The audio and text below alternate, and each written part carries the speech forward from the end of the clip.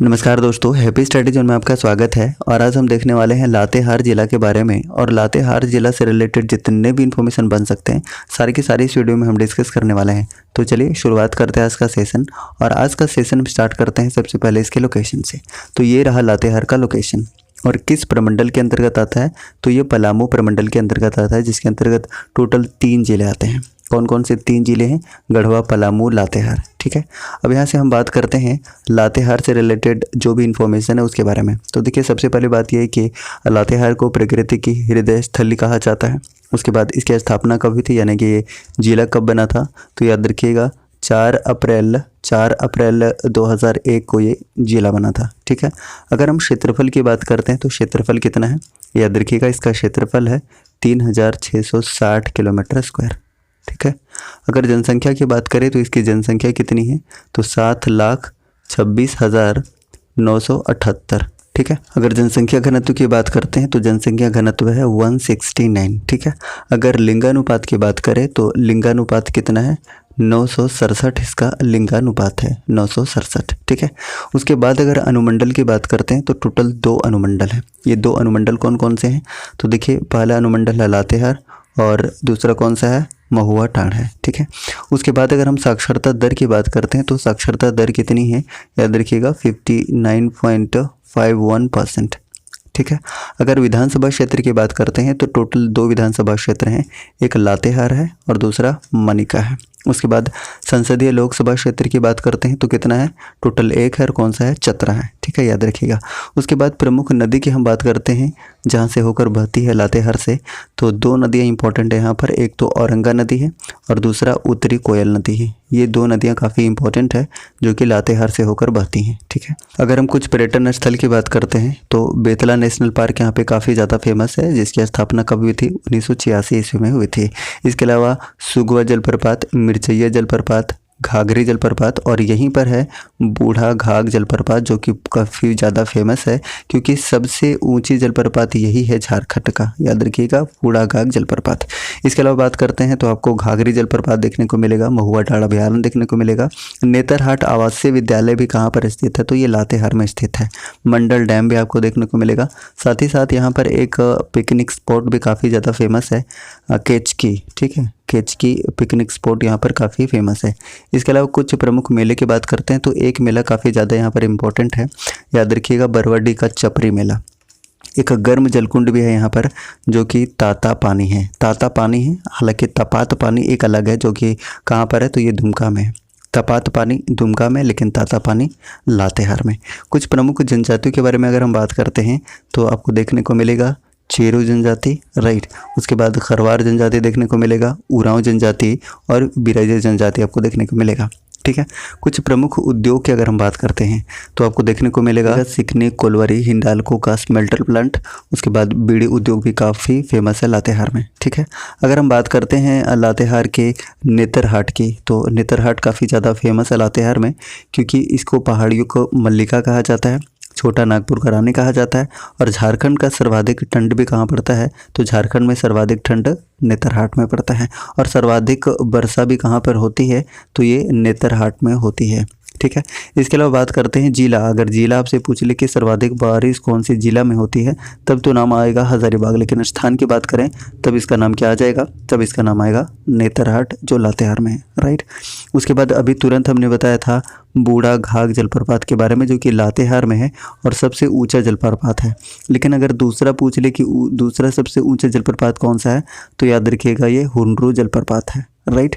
अच्छा, बूढ़ा घाघ जलप्रपात किस नदी पर है? तो उत्तरी कोयल नदी का एक सहायक नदी है गाइस, बूढ़ा घाघ नदी इसी नदी के किनारे स्थित है। तो इतना इन्फॉर्मेशन आप यहाँ से याद रख सकते हैं।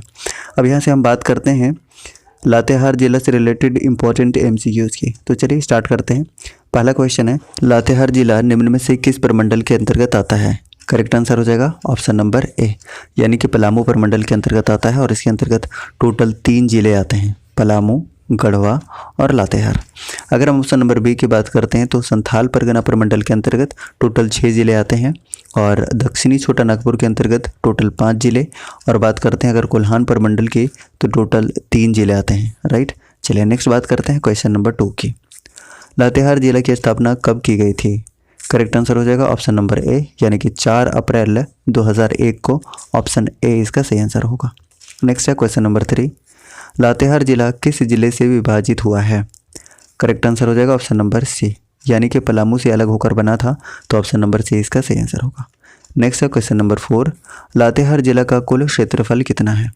इसका करेक्ट आंसर हो जाएगा ऑप्शन नंबर बी, यानी कि 3660 kilometre square, option number B इसका सही आंसर होगा। नेक्स्ट है क्वेश्चन नंबर 5, 2011 की जनगणना के अनुसार लातेहार जिला की कुल जनसंख्या कितनी है? करेक्ट आंसर हो जाएगा ऑप्शन नंबर सी, यानी कि 7,26,978, ऑप्शन नंबर सी इसका सही आंसर होगा। नेक्स्ट है क्वेश्चन नंबर 6, 2011 की जनगणना के अनुसार लातेहार जिला का जनसंख्या घनत्व कितना है? करेक्ट आंसर हो जाएगा ऑप्शन नंबर बी, यानी कितना है 169 है, ऑप्शन नंबर बी इसका सही आंसर होगा। नेक्स्ट है क्वेश्चन नंबर 7, 2011 की जनगणना के अनुसार लातेहार जिला का लिंगानुपात क्या है? करेक्ट आंसर हो जाएगा ऑप्शन नंबर ए, यानी कि 967 है, ऑप्शन नंबर ए करेक्ट है। नेक्स्ट है क्वेश्चन नंबर 8, 2011 की जनगणना के अनुसार लातेहार जिले की साक्षरता दर क्या है?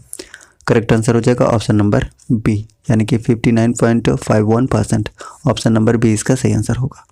नेक्स्ट है क्वेश्चन नंबर 9, लातेहार जिला के अंतर्गत कुल कितने अनुमंडल हैं?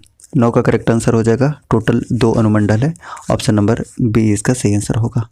नेक्स्ट है क्वेश्चन नंबर 3, लातेहार जिला के अंतर्गत कुल कितने प्रखंड हैं? 10 का करेक्ट आंसर हो जाएगा ऑप्शन नंबर सी, यानी कि टोटल 9 प्रखंड है, ऑप्शन नंबर सी इसका बिल्कुल सही आंसर हो जाएगा। नेक्स्ट है क्वेश्चन नंबर 11, लातेहार जिला के अंतर्गत कुल कितने विधानसभा क्षेत्र हैं? 11 का करेक्ट आंसर है ऑप्शन नंबर बी, यानी कि टोटल 2 विधानसभा क्षेत्र हैं, ऑप्शन नंबर बी इसका सही आंसर होगा। नेक्स्ट है क्वेश्चन नंबर 12, निम्न में से कौन सी नदी लातेहार जिले से होकर प्रवाहित नहीं होती है? तो 12 का करेक्ट आंसर हो जाएगा ऑप्शन नंबर सी, दक्षिणी कोयल, ऑप्शन नंबर सी इसका बिल्कुल सही आंसर होगा। नेक्स्ट है क्वेश्चन नंबर 13, झारखंड में प्रवाहित होने वाली निम्न में से किस प्रमुख नदी का उद्गम लातेहार जिला से होता है? 13 का करेक्ट आंसर हो जाएगा ऑप्शन नंबर बी, यानी कि दामोदर नदी का लातेहार टोरी से इसका उद्गम होता है, ऑप्शन नंबर बी इसका बिल्कुल सही आंसर होगा। नेक्स्ट है क्वेश्चन नंबर 14, इनमें से कौन सा जलप्रपात लातेहार जिले में स्थित है? इसका करेक्ट आंसर हो जाएगा कांती, बूढ़ागाग और लोधा, यानी ऑप्शन नंबर डी इसका सही आंसर हो जाएगा। उपरोक्त सारे के सारे जलप्रपात कहाँ पर हैं? तो ये लातेहार में है। नेक्स्ट है क्वेश्चन नंबर 15, लातेहार का एकमात्र राष्ट्रीय उद्यान बेतला निम्न में से किस जिले में स्थित है? तो करेक्ट आंसर हो जाएगा ऑप्शन नंबर बी, लातेहार जिला में स्थित है, ऑप्शन नंबर बी इसका बिल्कुल सही आंसर हो जाएगा, ऑप्शन नंबर बी। नेक्स्ट है क्वेश्चन नंबर 16, निम्न में से कौन सा एक प्रमुख धार्मिक स्थल लातेहार जिले में स्थित है? इसका करेक्ट आंसर हो जाएगा ऑप्शन नंबर सी, यानी कि उग्रतारा मंदिर, ये लातेहार में स्थित है, तो ऑप्शन नंबर सी इसका बिल्कुल सही आंसर हो जाएगा। नेक्स्ट है क्वेश्चन नंबर 17, जिसका सही आंसर आपको कमेंट बॉक्स में देना है। इनमें से कौन सा एक प्रमुख पर्यटन स्थल लातेहार जिले में अवस्थित है? इसका सही आंसर आपको बताना है। पारसनाथ होगा, मलूटी होगा, या बासुकीनाथ होगा, या फिर नेतरहाट होगा। इसका सही आंसर आपको कमेंट बॉक्स में बताना है। इस तरीके से आज का सेशन हमने कंप्लीट कर लिया है। अगर आपको सेशन पसंद आया तो प्लीज़ लाइक कीजिए, चैनल पर नए हैं तो प्लीज़ चैनल को सब्सक्राइब करके बेल आइकन को प्रेस कीजिएगा, ताकि आपको न्यू वीडियोज़ का नोटिफिकेशन बिल्कुल सही समय पर मिलता रहेगा। Thank you so much. जय हिंद।